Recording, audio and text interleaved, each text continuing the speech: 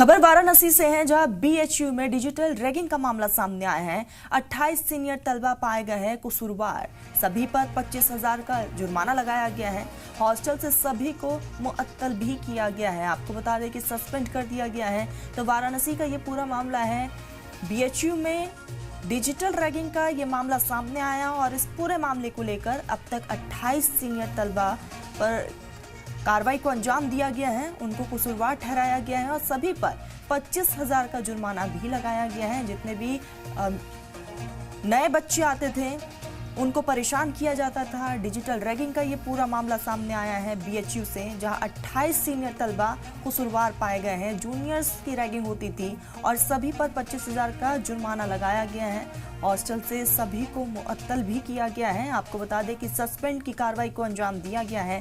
तो ये बड़ी खबर, बीएचयू में डिजिटल रैगिंग का ये इल्जाम है, जिस पर कई सीनियर्स हैं, उनके खिलाफ 25,000 का जुर्माना भी लगाया गया है। साथ ही साथ सस्पेंड की कार्रवाई को भी अंजाम दिया गया है। 28 सीनियर तलबा पाए गए हैं कसूरवार, जिनके खिलाफ ये एक्शन लिया गया है कॉलेज की तरफ से। तो वाराणसी का ये पूरा मामला है, जहां बीएचयू में ये बड़ी कार्रवाई हुई है। 28 सीनियर तलबा कसूरवार पाए गए।